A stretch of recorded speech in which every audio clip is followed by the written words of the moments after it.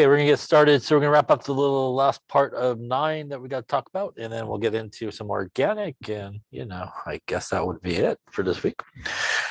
So we were talking about acid and bases,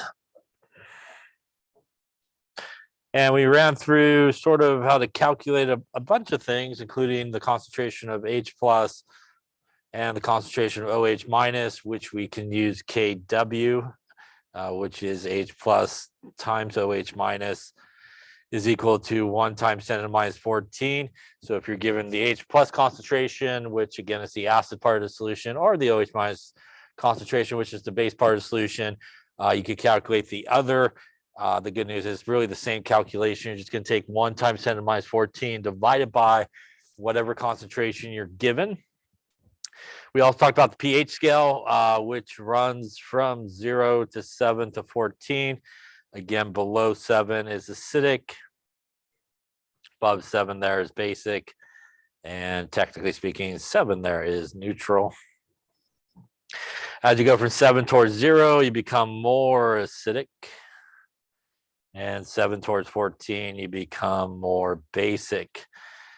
So we can also calculate the pH by doing the pH is equal to minus the log of the H plus concentration. Remember this formula and pretty much the rest of them, as we talked about last time. It kind of depends on your calculator as to how you should punch those in.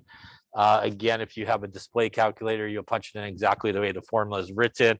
You'll do the negative, the log, and then obviously the concentration, making sure to use your exponent button.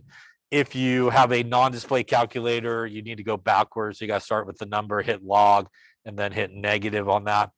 There's one that measures the POH, or the OH minus concentration, which is POH, which is minus the log of the OH minus. Again, pretty much calculated the same way. The name tells you what you need. pH, you need H plus, and POH, you obviously need OH minus to calculate that. The nice thing about those two is they are related to each other. Basically, the pH scale there, POH plus the pH will equal 14. So it does give you a little bit of room as to how you might want to calculate something. If you want the pH and you're given the OH minus, it might just be easier to get the POH, subtract 14, and then you got the pH at that point. We also talked about at the end there, you can, if you have the pH given to you, from it, you could get directly the H plus concentration by taking the inverse log of the minus pH. Again, on most people's calculators, when they do that, it pops a 10 and a caret up. You want to make sure you make it negative pH on that. To do the inverse log, usually top left corner of a calculator, second or shift button, and the log button is what you need to hit on most calculators to do the inverse log. You could also do the same thing if you have the POH given to you. You could get the OH minus concentration. It is pretty much identical calculation. Inverse log of the minus POH, which once again will be a 10 and a caret minus POH in that particular case. So it does give you, again, a variety of different ways that you can solve these. You may not even have to use KW, but you can still use KW. I think we did a couple examples as well. So there's not necessarily a right or wrong way to go, just basically depending on the information given to you as to which way you want to go. Remember that when you are asked, is it acidic, basic, or neutral, there is only one answer for that. And you should always look at the pH to determine that, because that is the scale most people have in their head. The POH scale runs opposite. So again, if you have a low pH, you have a high POH, and vice versa. So make sure you only choose one answer for that. Any questions on any of that stuff there that we talked about? Okay. All right, so why don't we try another one here? I think maybe that's where we left off. So the pH of a solution is 5.67. What is the POH? Why don't we do all the stuff here just to make sure our calculators still work? What is the H plus? What is the OH minus? And is it acidic, basic, or neutral? POH equals 14. That means that the POH there would be 14 minus 5.67. And that would get us 8.33. We also, from the pH, can directly get our H plus concentration by once again taking the inverse log of the minus pH. So again, that's like a 10 and a caret on your calculator, negative 5.67. And if you do that, you can find those buttons. There it is. There it is. Negative 5.67.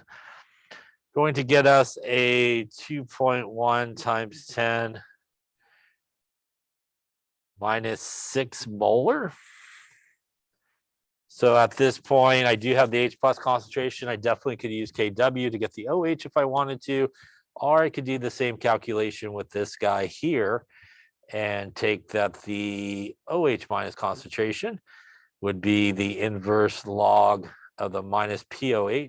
So once again, be like a 10 and a caret, negative 8.33. And if I do that,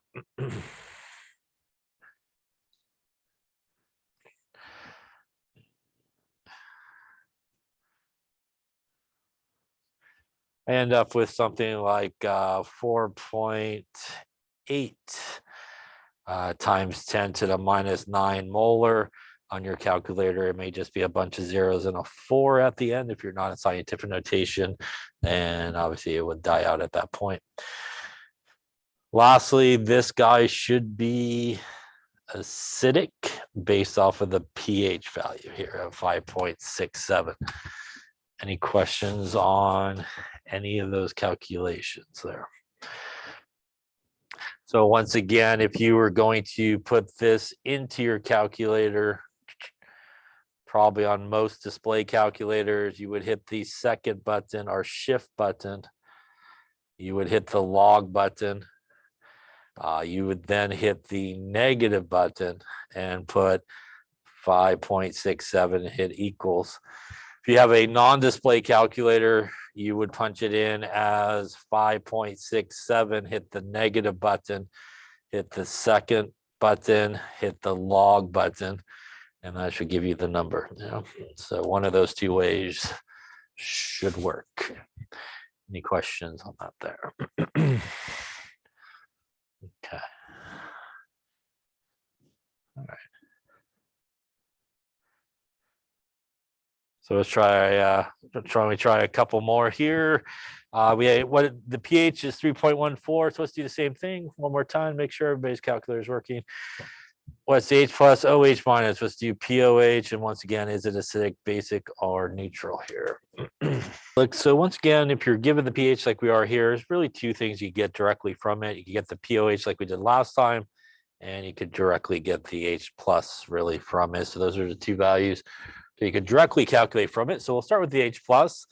So in this case, once again, the H plus would be our inverse log of the minus our negative pH. So that's going to give us a 10, a caret, and a negative 314. And that will get us, looks like maybe a 7.2 times 10 to the minus 4 molar. We once again could also just get the POH by subtracting 14 there. So 14 minus the pH will give us our POH, which would be, try 14 minus 3.14. Looks like a 1086 there on our POH. And now we really have two options for our OH minus. We could use Kw like we've done before. We could also do obviously the inverse log of that guy. So just to mix it up here, I will use Kw to do it. But once again, you could do the inverse log as well. So doing it this way here would be 1 times 10 to the minus 14 divided by 7.2 times 10 to the minus 4. And that will give you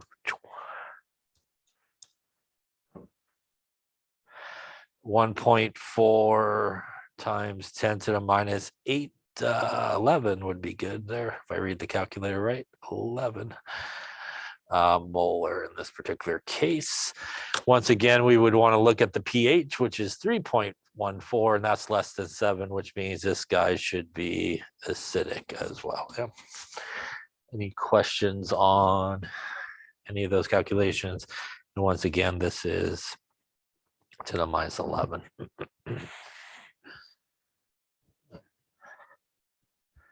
All right, let's take a look then at one more here. Why don't we just do what it asks? So we'll just calculate the OH minus concentration here for a POH of 5.67. Okay, so once again, directly from our POH, that will allow us to get to the OH minus, which again would be our inverse log calculation, and that would be negative 5.67. And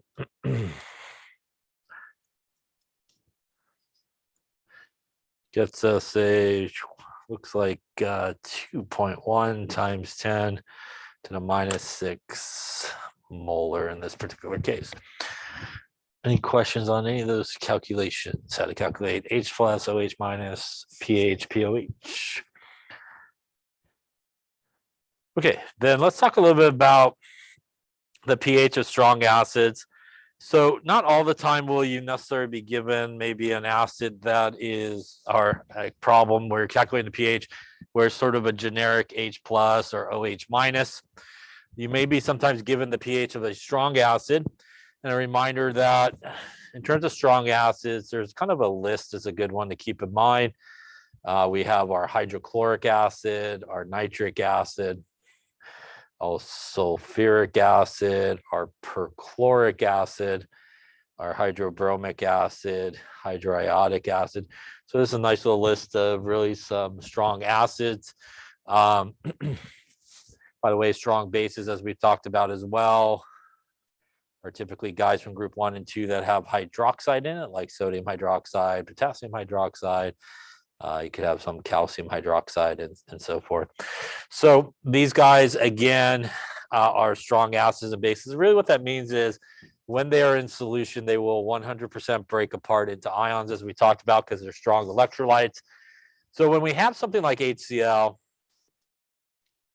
we would expect it to break apart into H plus and Cl minus. And again, 100% of what's floating around in that solution is going to be those ions. In terms of pH, obviously, it is the H plus concentration that is the most important, and that would be this guy. So for example, if we had 0.1 molar HCl, we talked about concentrations and how they relate to their ions. It is a 1-to-1 relationship here, which means the concentration of the H plus would also be 0.1 molar, which is what we really need here to calculate the pH. By the way, the concentration of the chloride would also be 0.1 molar, but not necessary here for the pH calculation. So our pH would be minus the log of 0.1. And again, here, punching that into your calculator gets you a pH of 1, which is acidic and what we would expect here. So sometimes you are given maybe the concentration and the actual acid. If it is a strong acid, as long as it's not sulfuric acid, every other acid here is monoprotic, which means it has one hydrogen. Whatever the concentration of the acid is will be the concentration of the H plus, and that's really what you need for your pH, right? Any questions on that? If it's a weak acid, it's a much longer calculation, which we don't get into in this class. So, probably if you are given an acid, you probably safely assume that it is a strong acid, and you could calculate the pH directly from the H plus concentration. Any questions on that there?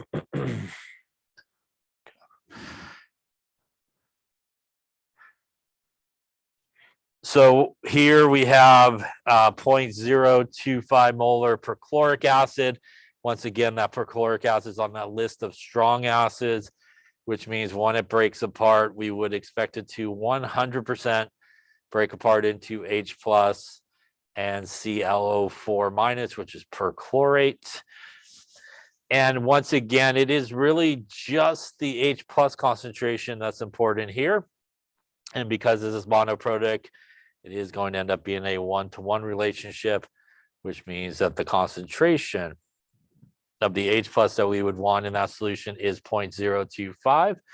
And again, that is essentially all we need to go into our equation. If I wrote it right, minus the log of that number there. And we would end up with, in this particular case, a pH of 1.60, also acidic, like we would expect it to be. Any questions on that one there? So again, sometimes you may not be given just a generic H plus, H3O plus, or OH minus. You might just be given, obviously, a formula. So in terms of a base, by the way, say we were given 0.025 molar KOH, and we wanted to know what the pH would be. KOH is a strong base. When it breaks apart here, it will also 100% break apart into K plus and OH minus. In this particular case, we don't have H plus, but we do have OH minus. And that could allow us to calculate, and by the way, is a one-to-one relationship. It won't allow us to calculate directly the pH, but we can definitely calculate the pOH from that. So from this information, we could take it and actually calculate the pOH, which would be minus the log of 0.025, which would give us a pOH of 1.60. And if you thought for some reason that obviously that was the pH, it would not make sense because that's an acidic pH, and this is definitely a base. So we could then use our pH plus our pOH is equal to 14. And we could calculate the pH by taking 14 minus 1.60. And if we do that, now we got a pH of 12.40, which definitely is basic and would make sense. So you may also, like I said, be given a formula for a strong base. In that case, what you would need is to get the OH minus concentration. And from the OH minus concentration, you get the pOH. You can subtract 14 and get yourself to the correct pH. Any questions on strong acids or strong base, how to calculate the pH? The only thing you have to worry about is get the right concentration, right? So most of the time it is a one-to-one relationship. But for example, if we had, like the one I had up there earlier on the other slide, we had something like our calcium hydroxide. When that breaks apart, you get a calcium and you get two hydroxides, which means if this was 0.1 molar, you would need to take 2 times 0.1 molar to get the proper concentration. Remember, you can basically multiply the concentration by the coefficient and basically how much it breaks apart into. And that's what you would want to go into your pOH equation with. So mainly probably with bases, you might come across some of those, especially group 2 guys that have hydroxide in it. But other than that, you either want to get the proper OH minus or H plus concentration, and then you can obviously calculate either the pOH or the pH to get you there. Any questions on any of that there?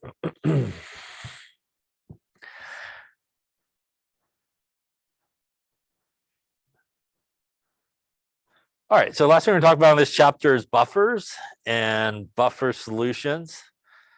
Good talk. All right, so a buffer is a solution that will resist changes in pH even when you add a strong acid or base to it. A buffer is not necessarily a neutral solution. So sometimes people think a buffer is a neutral solution, and it's not necessarily.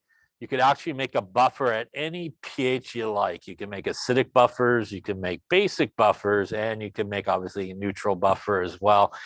What it means is whatever the pH of that particular buffer is, if you then take some acid or base and add it to it, it will resist really large changes in pH or jumps in pH depending on what you're adding, if it is made correctly. So a buffer is made up really of one of 2 combinations. It can be made up of a weak acid and the conjugate base, or sometimes referred to as the salt of its conjugate base. Or you could have a buffer that's made up of a weak base and the salt of its conjugate acid. And basically, those are the two things that can make up a buffer. They are in the solution to begin with, both of those things. So what I mean by that, for example, is if we take HF, which is a weak acid, and we take something like sodium fluoride, which is this conjugate base, which is F minus, the sodium makes it a salt. So a salt just means it's got some type of ion there, like sodium, potassium, something like that. But really the buffer part here is the HF and the F minus. So that is a weak acid and its conjugate base. That's really the thing that is the buffer aspect of it. And because it's a weak acid, it will set up this equilibrium in solution where you will be able to keep both of those things in the solution to begin with. You'll be able to keep the acid part, if you will, and the base part of that guy in solution.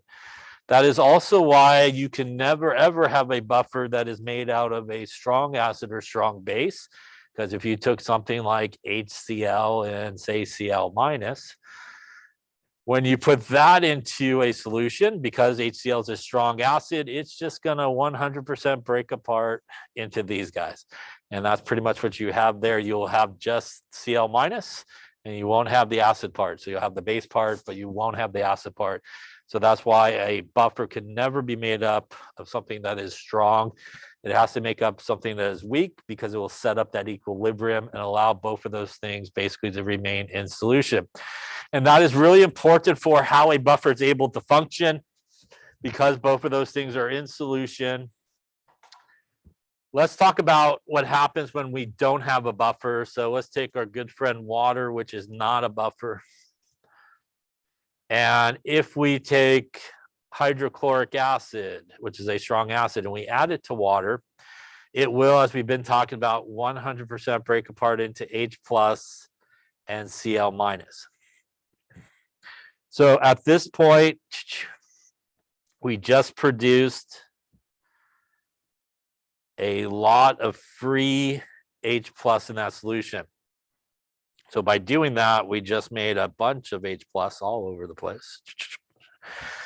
That means the concentration of H plus goes up, pH goes down, and you would see a pretty big jump in pH at this point.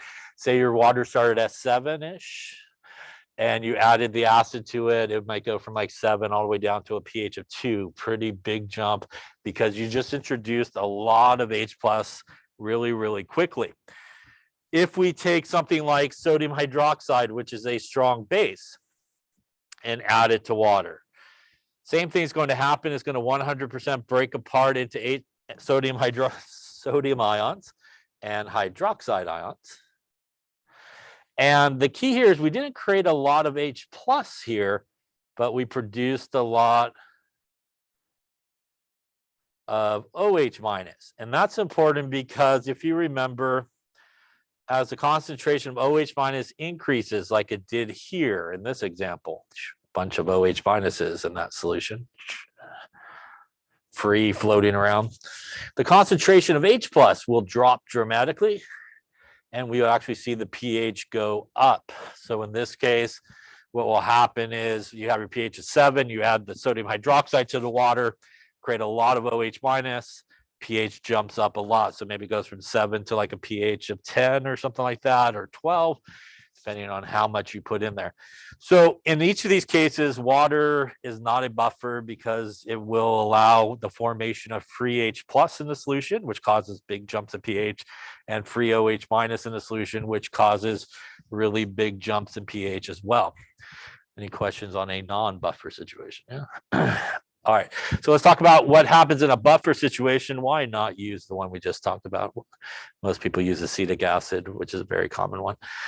We use hydrofluoric acid and a little sodium fluoride. So once again, this is really our buffer, and this is the acid part of our buffer. This is the base part of our buffer. And again, in this solution, they are both floating around in that solution in pretty good concentrations. So to make the buffer solution, you got both of those guys kind of floating around really well. There's a certain amount of H plus in there as well to begin with. So now when we take our exact same acid in this case, and we decide, hey, I want to add my hydrochloric acid to this buffer. And that is, let me move it over since apparently it's off the screen there. So if I add my hydrochloric acid here to this buffer, will the hydrochloric acid react with the HF or the sodium fluoride? It will react with the sodium fluoride, right? Because HCl is an acid and they're called acid-base reactions.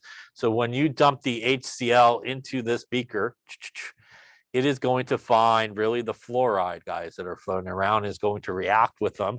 And what we get is a double displacement reaction that occurs. We get some sodium chloride and we get some HF that is formed. So what we see formed over here as a result of this reaction is we have sodium chloride, which is a neutral salt. It really will not do anything to screw up the pH. And we also formed HF over here, which was part of the buffer to begin with.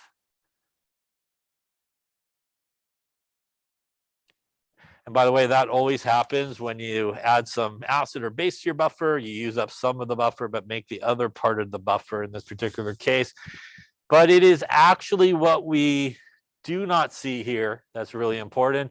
What do we not see here that we did see when we added the same HCl to water?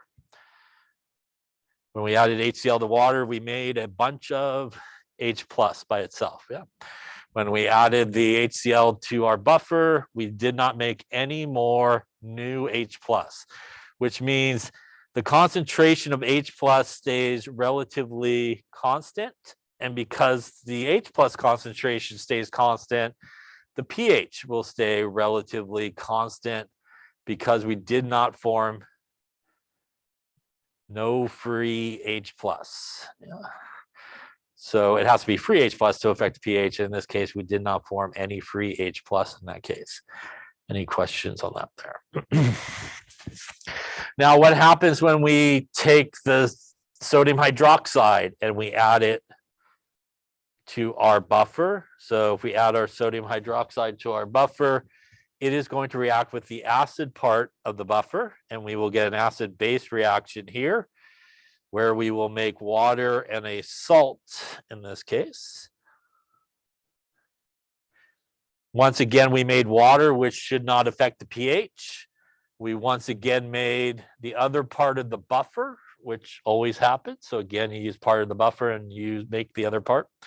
But once again is what we do not see here.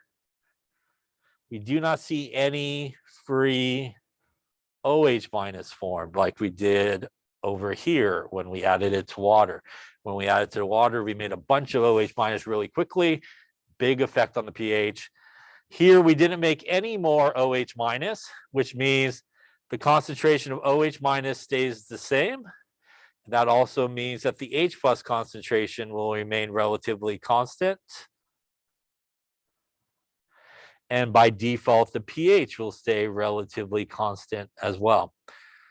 I say relatively constant because if you put a pH meter in there and you add some acid, it will go down a little bit. So, you know, maybe it starts at a pH of 5, goes down to 4.9 or something like that. So there's a little bit of jump, but you won't see a giant jump in pH. Same thing if you add base, it'll go up a little bit, but it will not be a big giant jump. So again, maybe your buffer started at 5, you add some base, maybe it goes up to 5.1 or something like that, but it won't go from like 5 to like 10 or anything like that, really big jumps in pH.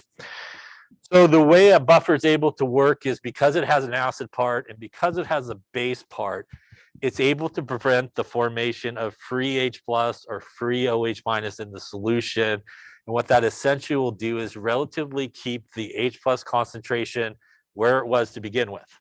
And that will also keep the pH relatively where it was to begin with. So typically speaking, if you have like a buffer, you know, you make like the acid part base part. A lot of times you kind of make it kind of equal to each other. Then when you add some more acid to it, it will react with the base part, but it will make more of the acid part of the buffer. Dramatic drawing here, base part.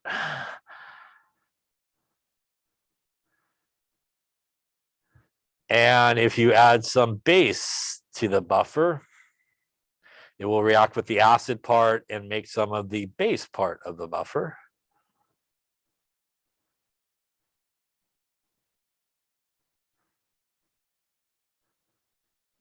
And that's why a buffer is able to really be functionable if you make it correctly over a good amount of time, because, you know, even though you're using part of it, you are making the other part as well.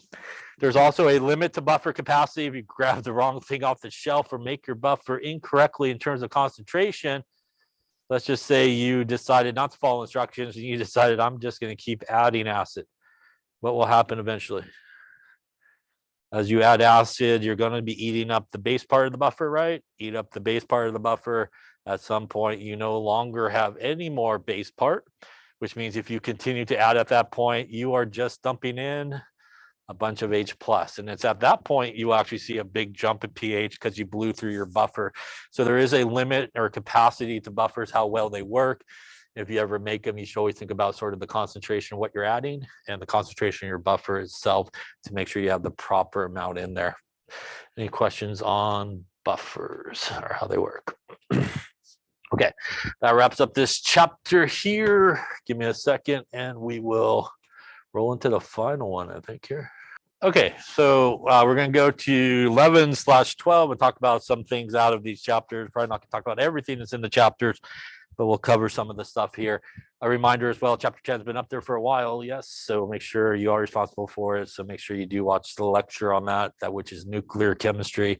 Not too bad. Yes, sir.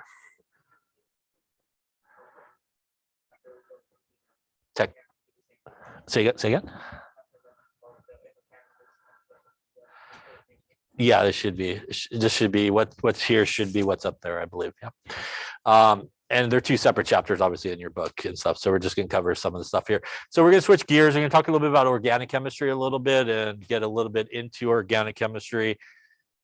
Just say we did, I suppose. No, I'm just kidding. All right. So organic chemistry is the study of compounds that basically contain carbon. That is like the first sentence in every organic book. It is the study of carbon products.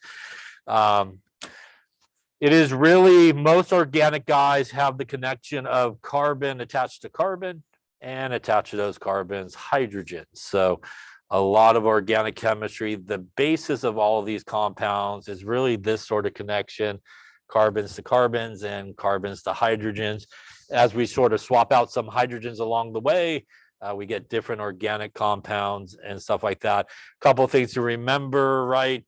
We do see organic in all aspects of our life, but these bonds here, that's the carbon-carbon bond, that is a non-polar bond, right? They both have the same electronegativity values. Carbon-hydrogen, also non-polar. A reminder that carbon is something like 2.5 is electronegativity. Hydrogen is 2.1.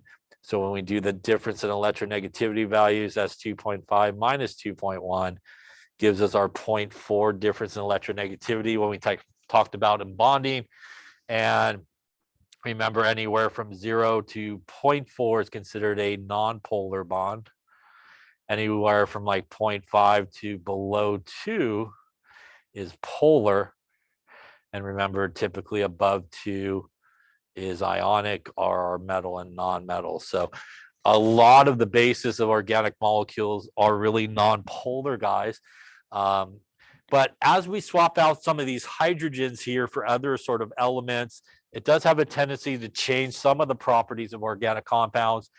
We can put polar groups on organic compounds, which do allow them to basically interact well with things like water and participate in hydrogen bonding. But if you have a basic organic compound that's all carbons and hydrogens, they are all rolling with dispersion forces, basically, those really weak sort of forces that hold those guys together. So, for example, butane is an organic compound that is a gas at room temperature, and that is because it is this guy right here, 4 carbons in a row, all hydrogens attached.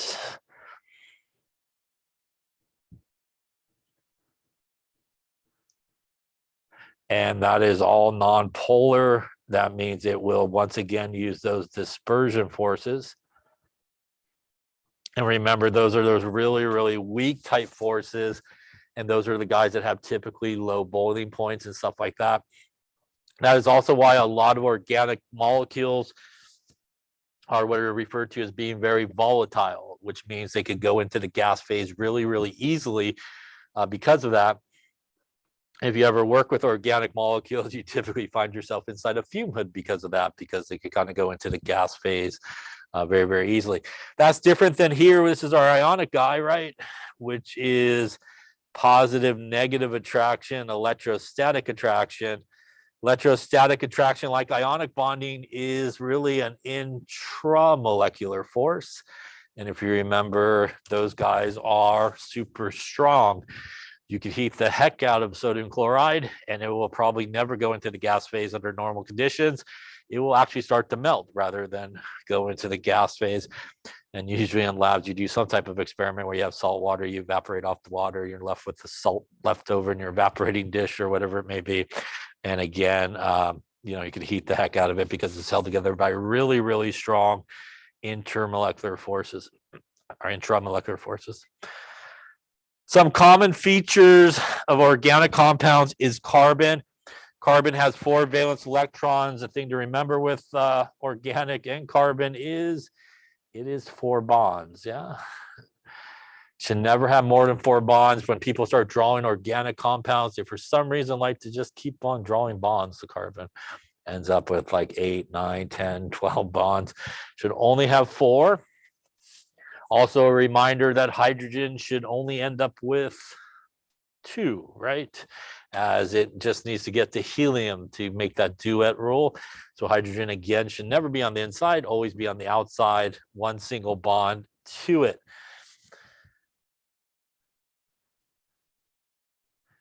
Here are some type of bonds that carbon can form, and very common in organic chemistry. It can form a single bond, a double bond, or a triple bond with other carbons. And actually, in organic chemistry, there are things which are referred to as functional groups. And functional groups are the part of the compound, organic compound, which makes it sort of a certain type of organic molecule. So there's different types of organic molecules, and it's the functional group, which is the part of the compound which kind of puts it into a certain classification. So for example, here are functional groups for each of these guys that we have down here. That's functional, sorry, cutting off the screen there.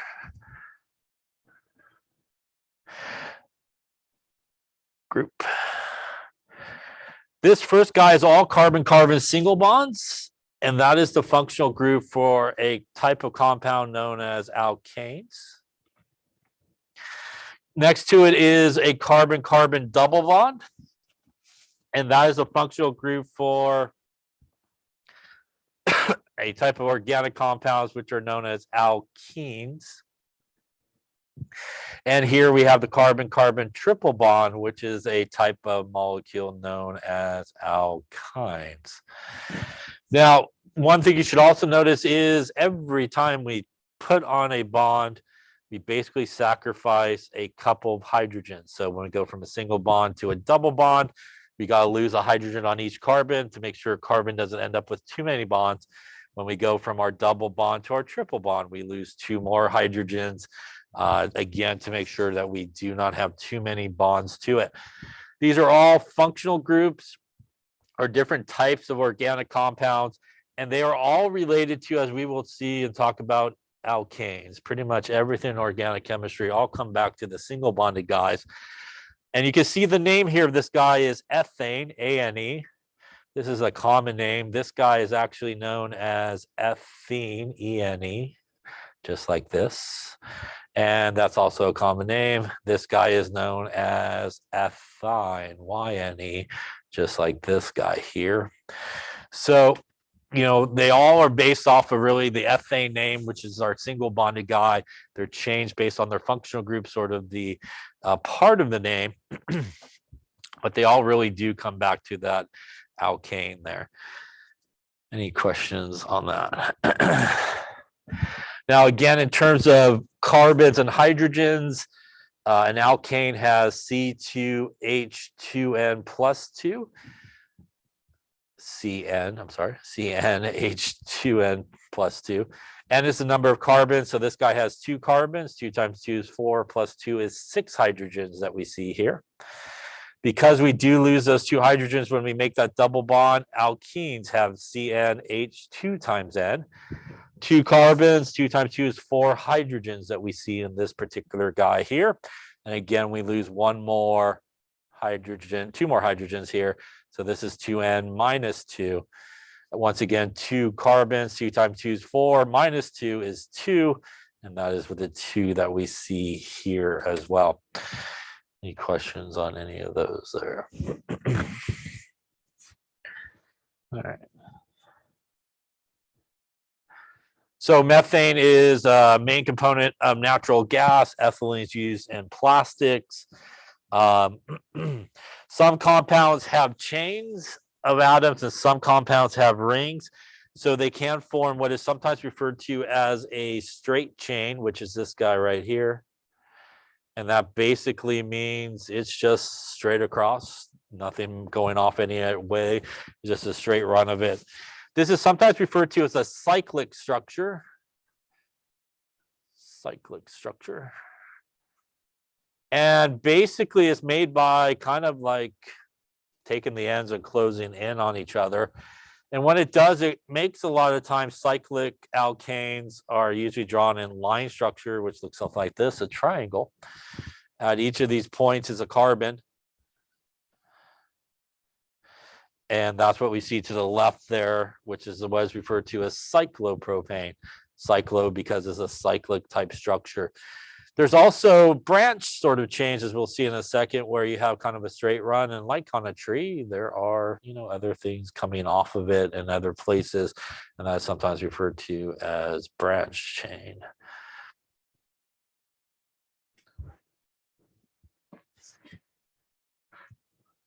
What we see here in terms of structure, this is what is sometimes referred to as the expanded structural formula.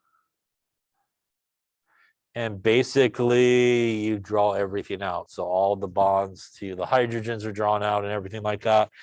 A lot of times in organic chemistry, we do what is referred to as the condensed formula, where we don't draw out the hydrogens. So you could write this guy as CH3, CH2, CH3. And again, that is the CH3, that is the CH2, and that is the CH3 that's at the end there. And this is what is referred to as condensed formula, where basically you just don't draw out the hydrogens, so it doesn't get so crowded. And then as I drew over here, this is sometimes referred to as line structure, where pretty much you don't draw anything. That is line structure. And again, anywhere where the line ends, anywhere where it kind of comes together, are carbons. So once again, this would be a carbon, this would be a carbon, and that would be a carbon, which is our 3 carbons that we see there. And once again, here the hydrogens usually are never drawn as well, but each of these guys would have the proper number of hydrogens to get it to 4. So technically the guy at the end here would have the 3 hydrogens. Guy in the middle would have 2 hydrogens to get it to 4. The guy here would have 3 hydrogens to get it to 4. Although my last hydrogen went off the screen there. So it was hydrogen right about there. Start to throw them on. But again, we typically do not draw anything other than just lines for line structure. It's a really clean way of doing it. If there's something that wants to be drawn there, they would put it there. So if you have a line and it's something other than carbon, they will actually put it there. So for example, if you had something like this This is a chlorine. This is a carbon at the end of it, nothing drawn there. So again, a line structure. Sometimes people see like a lonely line by itself and go, what's at the end of it? It's going to be a carbon. And again, enough hydrogens to get yourself to 4 bonds. Question on that? So organic compounds, as I mentioned before, the basis of them are carbons to hydrogens. But as we do sort of swap out some of the hydrogens for other atoms, very common atoms we see a lot in organic chemistry is oxygens get involved, nitrogens get involved, a lot of the halogens, so fluorine, chlorine, bromine, iodine get involved. So these are very common things that really do get involved in a lot of organic guys. Here's a table of some common sort of bonding patterns that we see. So hydrogen, just like with Lewis structures, should definitely just have a line with one line to it. Once again, carbon always wants 4 bonds, and they do want 4 bonds in organic molecules. Very, very few to none in an organic molecule will you ever find dots on carbon. In general, you don't find dots on carbon. So they're all usually bonds that are made to carbon. Nitrogen typically also involved with 3 bonds and some lone pairs. Oxygen is commonly like that, like what we see with OH. Oxygen also in organic chemistry is seen a lot with carbon double bonded to it. This is what is referred to as a carbonyl group. And that is what is sometimes referred to as the carbonyl carbon. And obviously our halogens are attached as well with the proper number of electrons in there. So here are 2 other sort of oxygen versions. And again, although, there's the carbon and the hydrogens, it is this part of the group here that's the functional group. And this functional group is basically the functional group of the OH, and that is for an alcohol. So an organic compound that has an OH group on it is a class of guys that are alcohols. By actually having that alcohol or that OH group there, it changes the property of, say, all the hydrogens and carbons, because now something like methanol, which is what we're looking at there, this, by the way, is methanol, ends in OL, like an alcohol, OL. Because it has basically now 2 parts, it has this part where the carbon and hydrogens are, which are nonpolar. But now it has this polar bond here where the oxygen is more negative, the hydrogen is more positive. And it really does change the property of this guy now to be able to, for example, interact with something like water, which also is negative and positively charged. It can now do some hydrogen bonding there with water because it has that OH group there. If you took where this guy is from, basically, which is methane, this guy cannot do anything with water. It cannot hydrogen bond with water because none of those hydrogens can participate in hydrogen bonding. Remember that for a hydrogen to participate in hydrogen bonding, it needs to be directly attached to nitrogen, oxygen, or fluorine to be able to do that. So by having that OH group there, it does allow it to really change some of the characteristics of it. This guy on the right here is also another type of organic compound, and this is the functional group that I'm circling there. And it is the carbon, oxygen, hydrogen here. And this is what is known as an aldehyde. And it has this carbon-oxygen bond with an H there. And that's why it's called formaldehyde. It's also known more properly by methanal, AL. It's the same thing as formaldehyde. One thing you'll learn about organic chemistry is there's like 3 different names for the exact same thing. There's like the formal name, there's like the common name, and there's like historical names for things. So there's actually like 3 or sometimes or 4 different names that apply to the same guy. So formaldehyde, methanal, they're all referring to this guy that has 1 carbon. You could maybe see this is methane here, which is your simplest organic compound. And methanol is based off of methane. Methanal is also based off of methane. And the key that ties all those guys together is the number of carbons there are. There's one carbon in each of those things, and that basically is what ties all those guys together back to methane as to where it comes from. Any questions on that there? By the way, having that aldehyde group also gives it some different function. This carbon-oxygen bond is also polar. More negative on the oxygen, more positive on the carbon in that particular case. Now, when we draw structures, as I mentioned before, there are different ways to do it. As I mentioned, what we see here once again is the expanded structural formula. This is the condensed formula. Most people will still put the dashes between everybody when they do the condensed. Although it is written like this, the connection is actually what we do see here in the expanded structure. It is the carbons attached to carbons and the hydrogens on the outside. So even though it may appear like the hydrogens in the middle of those two carbons, those three hydrogens are attached to the carbon on the left. The two hydrogens are attached to the carbon on the left of it, and so forth in here. And then obviously, if we were doing something like line structure here, that would be the same guy right there. That is one carbon, two carbons, three carbons, and four carbons right about there. Again, each of those would have the appropriate number of hydrogens, which in the case of the two ends would be three. In the case in the middle, there would be two at each of those guys. Any questions on that there? As I mentioned before, sometimes bonds are drawn a little bit different. We do put the bonds in there to sort of indicate groups that are attached. So in a sort of condensed format, people will sort of draw all these together, but still attach kind of the other groups that are branched off of it to sort of indicate that, and not included in the straight run. If you do try to include it in the straight run, sometimes people will use parentheses here. So if you have something like this in parentheses, it basically means we have three of these CH2 units in a row. You could also do it at the end, but I would say most people would draw it like this rather than what we see on the right there. Is how most people would sort of draw it.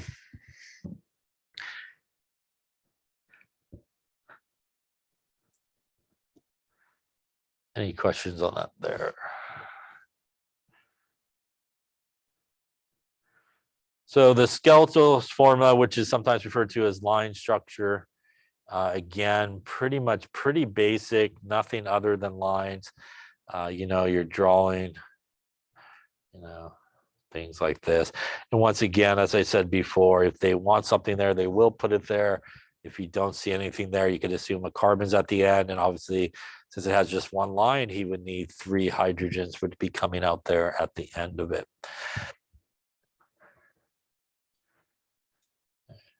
And by the way, this would then be one carbon, two carbons, three carbons, four carbons, five carbons, and six carbons. And then we would have what's left there.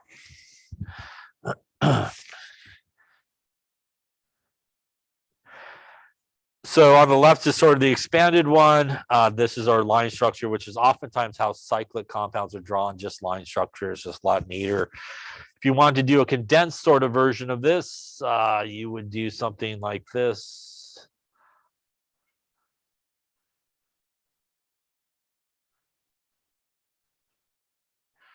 Which essentially the only difference is we just don't draw out the hydrogens in that case.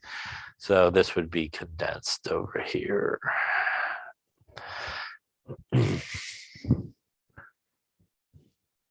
And once again, if you have just a line, you could just count where everything comes together. And those are your six carbons, obviously, right there. Usually people don't put the little dots, but those are your six carbons that you would have there. Now, if we do have a group in sort of line structure, we do kind of write it out here. This is cyclopentanol, and this is an alcohol here because of that OH group that is present.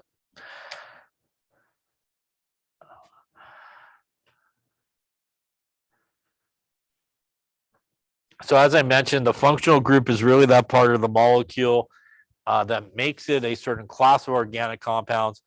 And it's also pretty much where all the action takes place. So if there is some type of reaction that's going to occur with a certain type of organic compound, pretty much it all takes place right there at the functional group. So the functional group is really the part of the molecule that changes when it goes through reactions. Pretty much everything else that's there just stays the same. It's just that little part right there that does change. Sometimes in organic chemistry, you'll see like R written, like ROH. R just means a carbon group. And it could be 1 carbon, 2 carbons, as many carbons as you want. And then usually the functional group is attached to it. So that's sort of a shorthand that sometimes people will write just R instead of writing out the big carbon chain that might be attached to it.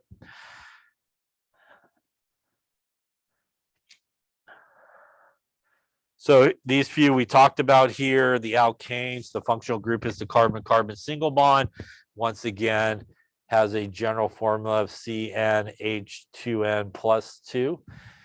Alkenes have that double bond, at least one, has the CnH2 times N as we lose 2 hydrogens.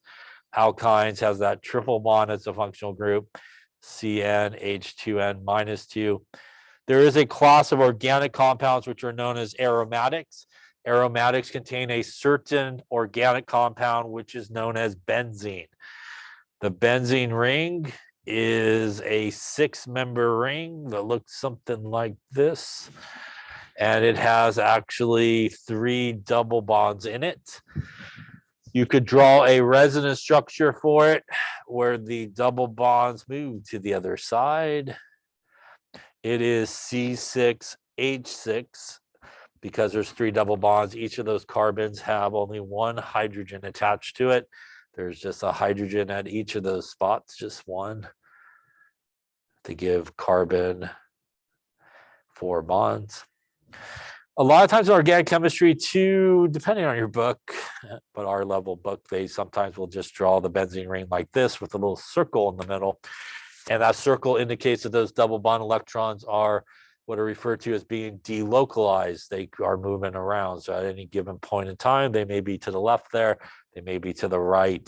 So a lot of times you'll just see that. So if you have sort of a benzene ring involved, it is a class of organic compounds known as aromatics. And for example, if you have a benzene ring that has an OH on it, this is what is known as phenol. OH because it's an alcohol and it's basically a benzene ring attached to it, has a lot of properties like alcohol. So benzene ring is different, by the way, than this guy here. This is what is known as cyclohexane. No double bonds in this guy. Double bonds in this guy. So sometimes people get those confused. One's an alkane, no double bonds, all single bonded. And the ones with the double bonds there is benzene. So those are 2 different things. It's not like they forgot to put something in the middle of that one. That is actually something different than benzene. Any questions on that there? So here's a table, and you have a similar one in your book there of all the different sort of functional groups. So this first page here, we kind of went through. We have our alkane, which is our carbon-carbon single bond. We have our alkene, which is the carbon-carbon double bond is the functional group. Our alkyne, which is the carbon-carbon triple bond. Obviously, our aromatic guys have our benzene involved.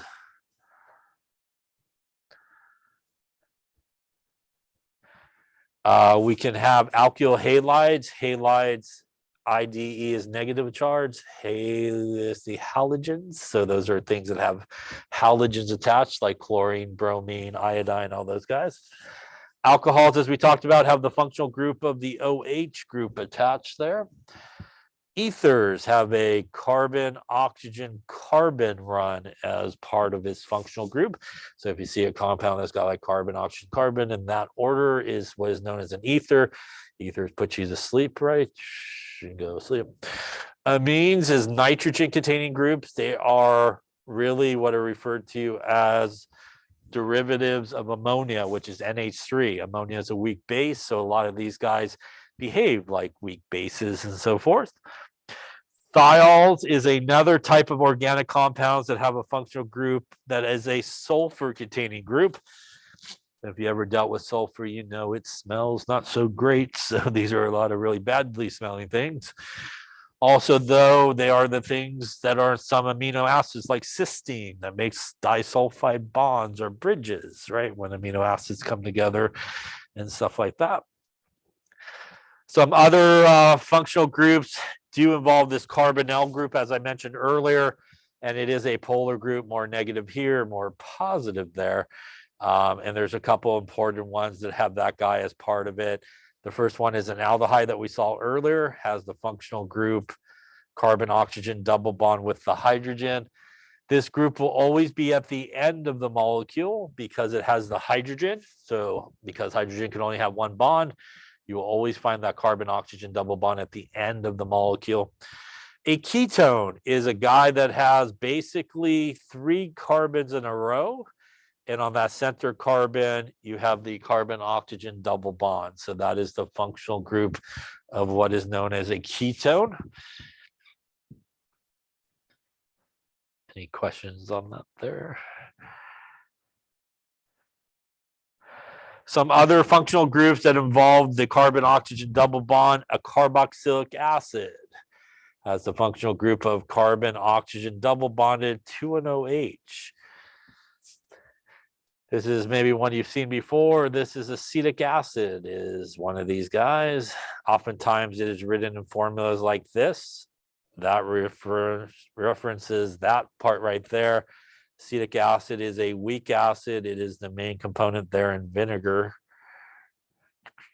And it is obviously an acid, so it behaves like an acid as well. And when we talk about donating a proton, it is this guy right here on the polar group that comes off when it donates that proton in this particular case.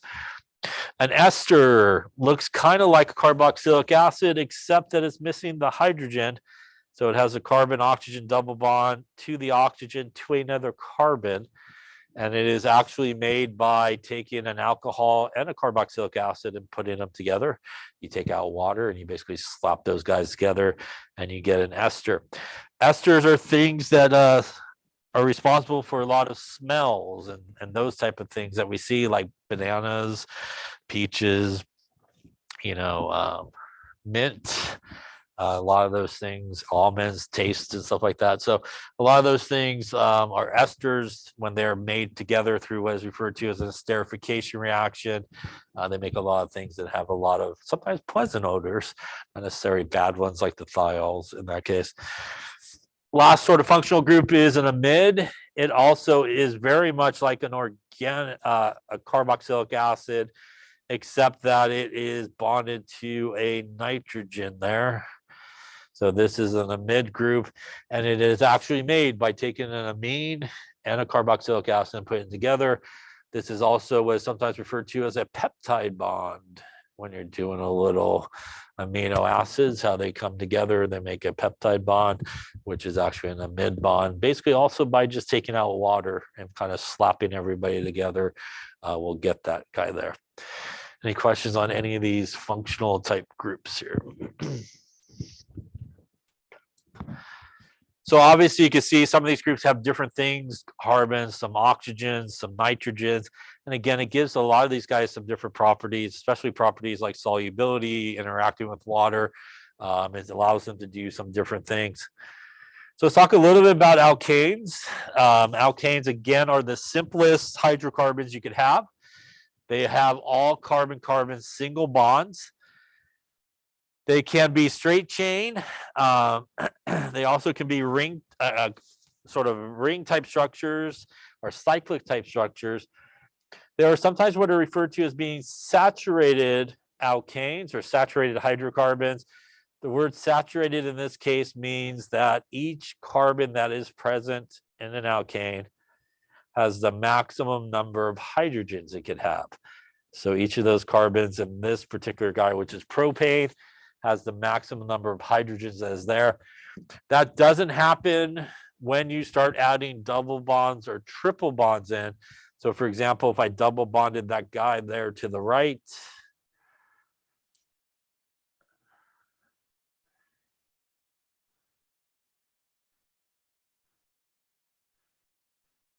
we are now missing 2 hydrogens there because of the double bond, and it's necessary to make sure carbon doesn't end up with too many bonds. This is what is now known as being unsaturated. So unsaturated is when you got at least one double bond or multiple triple bonds or whatever it may be, but you basically don't have the maximum number of hydrogens that you should have in that particular compound. Saturated is basically what happens in alkanes because they're all single bonded, which means everybody gets the maximum number of hydrogens that they need. Any questions on that there?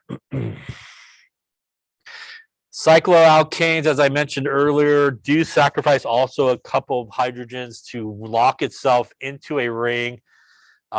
Basically, they are a lot of times drawn in line structure. These are like our geometrical shapes.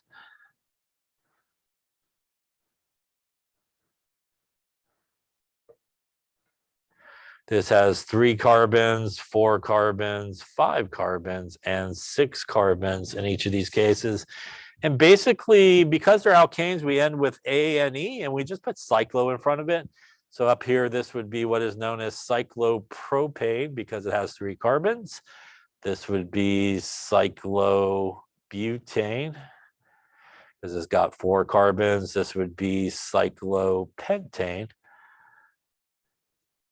because it has 5, and this would be cyclohexane because it has 6. Cyclo because it's a ring structure, ANE because it's an alkane, and the middle part there is really based on the number of carbons that there are in each of these guys. Any questions on that there?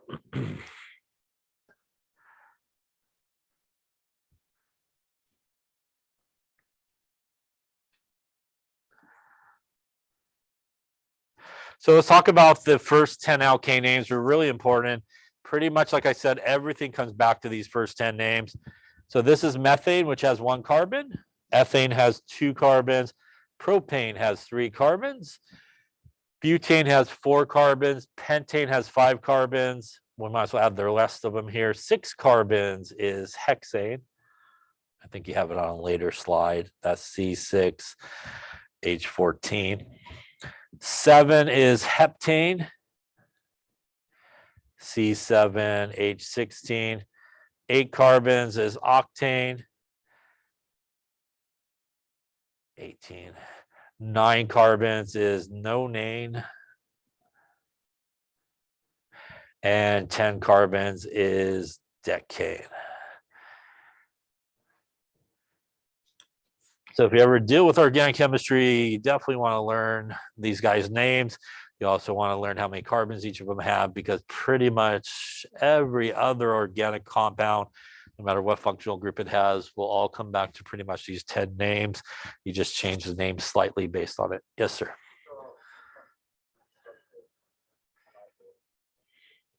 Yeah, this is really not the structure formula. What we see here is actually the structure. This is actually what is referred to actually as the condensed formula.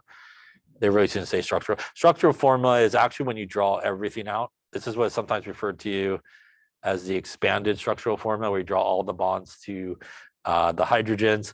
This is what was be referred to as condensed formula, where you don't draw them out. So these down here are really more condensed formulas. Structural or expanded structural formulas where you draw out all the hydrogens. Other questions on that there? All right, so I think we will lay it up here right there.